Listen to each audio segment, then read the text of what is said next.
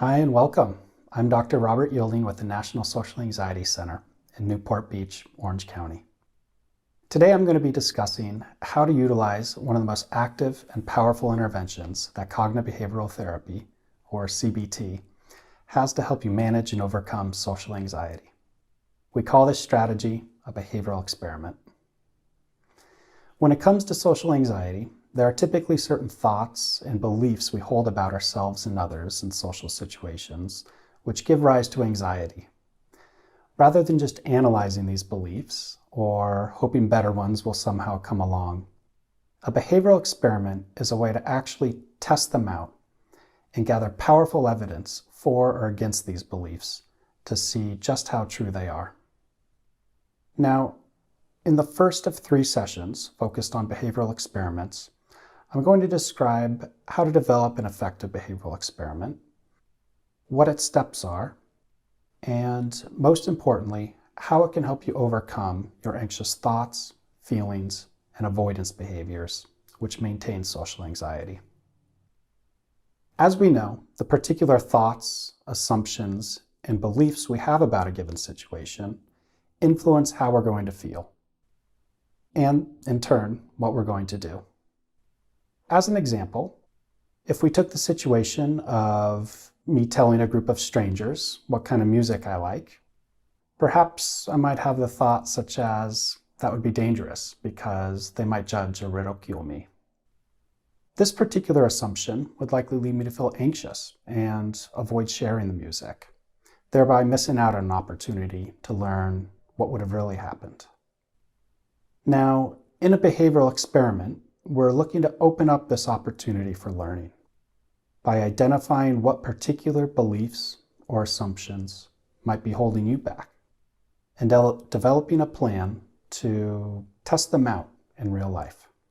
So step number 1 is to try to think about what assumption is getting activated for you when you notice a jump in your anxiety around a social interaction, or when you might want to avoid a particular social situation. One easy way to do this is to think in terms of an if-then statement. For example, if I share what kind of music I really like, then others will think I'm weird or judge me. Or if I initiated asking people to hang out more, then they would reject me. Or perhaps something like, if someone ever criticized me, then I would crumble and not be able to cope with it. Another good way to identify these assumptions is to think about one of your safety behaviors, quote unquote, or things you may do to feel less anxious or avoid a feared outcome in a social situation, like avoid eye contact, or perhaps look at your phone during a social interaction. To get to the assumption, ask yourself the question, if I don't do this safety behavior, then...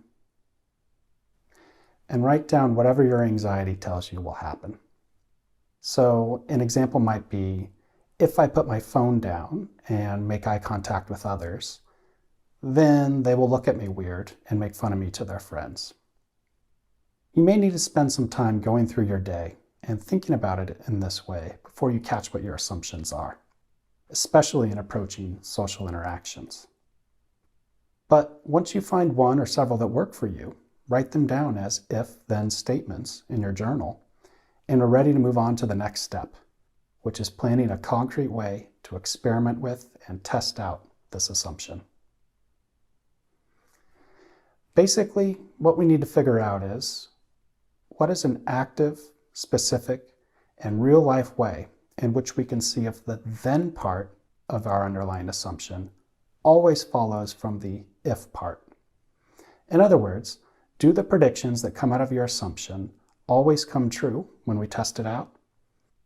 Or are we going to come to learn at a gut level that this assumption needs to be modified to fit with experience?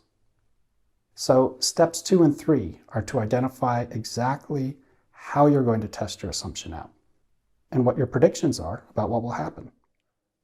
As an example, if I wanted to test out the assumption, if I share what music I really like, then others will think I'm weird, Then I might choose an experimental goal of sharing the music I truly like with 3 different people this week and discovering what the actual outcomes are.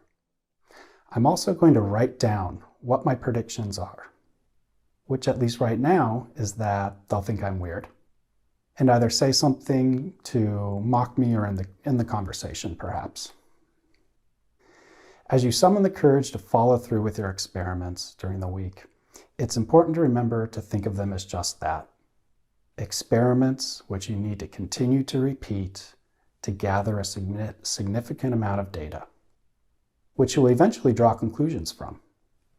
So we'll want to try out each experiment at least a few times and be working on each step, which is to write down the actual outcomes of each experiment.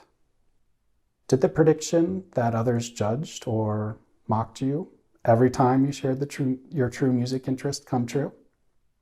Did that happen about 50% of the time, maybe 25%, perhaps even 0% of the time?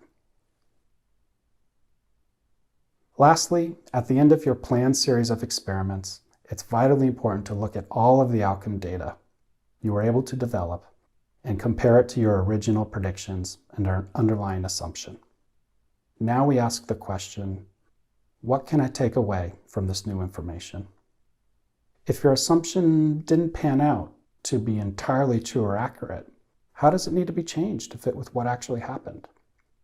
For example, if 2 out of 3 people expressed interest in and further questions about my music preference, and 1 out of 3 people said he didn't really like that kind of music, but still continued the conversation, what new assumption might I make out of this outcome?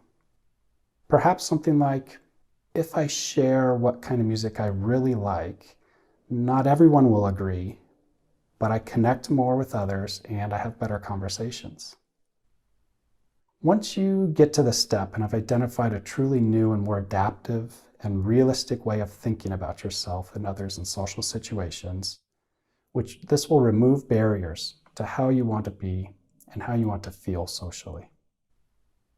Okay, now that you have an overview of the process, in the next session, we're going to be sure you have the steps down by looking at it in a bit more detail and using what's called a behavioral experiment worksheet.